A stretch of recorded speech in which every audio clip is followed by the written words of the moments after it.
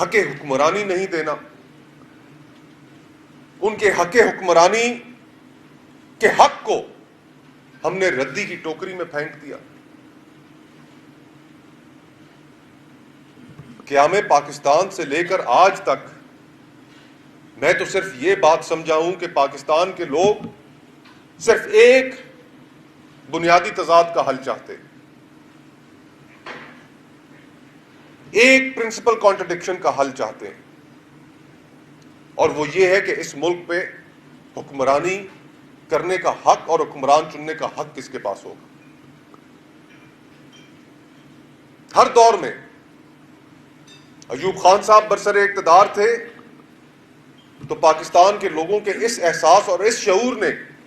محترمہ فاطمہ جناح کے اندر امید تلاش کر لی۔ پھر اسی طرح معاملات جب بگڑنا شروع ہوئے، دوبارہ بگڑے، تو پاکستان کے لوگوں نے یہی احساس اور یہ شعور اس نے محترمہ شہید بے نظیر بھٹو کے اندر تلاش کر لی امید۔ پھر ایک زمانہ آیا کہ جس میں میاں نواز شریف صاحب نے انہوں نے میثاق جمہوریت کی بات کی، ووٹ کو عزت دو کی بات کی۔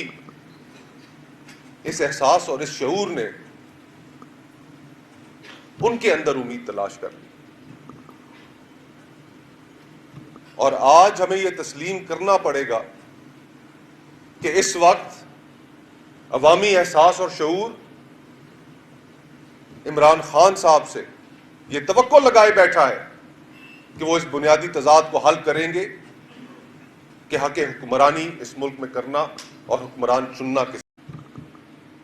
نومبر 1968 کی بات ہے، غالباً 5 یا 6 تاریخ نومبر کی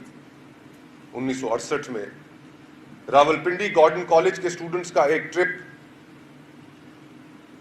خیبر پختونخوا لنڈی کوتل جاتا ہے، اور جس طرح ہوتا ہے ہم خود سب اس عمر سے گزرے ہیں، اسٹوڈنٹس نے پیسے اکٹھے کیے، لنڈی کوتل میں انہوں نے ٹیپ ریکارڈرز خریدے، کسی نے کیا خریدا۔ جب واپس آ رہے تھے تو جیسے ہی وہ کالج کی بس پنڈی کی حدود میں داخل ہوئی، وہاں پر کسٹم والے کھڑے تھے، کسٹم والوں نے بس روکی، ان کے ٹیپ ریکارڈرز اور باقی جو چیزیں تھیں وہ ضبط کر لی۔ اسٹوڈنٹس پشیمان، پریشان۔ اگلے دن کالج میں گئے اور وہاں پر یہ فیصلہ کیا اسٹوڈنٹس نے مل کے کہ ہم ڈپٹی کمشنر کے پاس چلتے ہیں اور اس سے استدعا کرتے ہیں، اس کو کہتے ہیں کہ ہم نے اپنی پاکٹ منی جوڑ کے تو یہ چیزیں لی تھی، تو کوئی مہربانی کرے ہمیں یہ چیزیں واپس دلا دے۔ اسٹوڈنٹس کا ڈیلیگیشن جاتا ہے اور ڈپٹی کمشنر صاحب اٹھا کر باہر پھینک دیتے ہیں، بات نہیں سنتے۔ رنجیدہ اسٹوڈنٹس واپس کالج آتے ہیں، وہاں پر باقی اسٹوڈنٹس کو بتاتے ہیں کہ ہمارے ساتھ تو یہ گزری۔ کوئی مشورہ دیتا ہے کہ چلو باہر نکل کر احتجاج کرتے ہیں، سڑک بلاک کرتے ہیں، گارڈن کالج کے باہر آتے ہیں، وہ سڑک بند کرتے ہیں۔ چھٹی کا وقت ہوتا ہے، پیچھے پولی ٹیکنک کالج کے اسٹوڈنٹس بھی ان کے ساتھ آ کر شامل ہو جاتے ہیں۔ احتجاج شروع ہوتا ہے، چند ہزار اسٹوڈنٹس ہوتے ہیں، پولیس آتی ہے، لاٹھی چارج کرتی ہے، آنسو گیس چلاتی ہے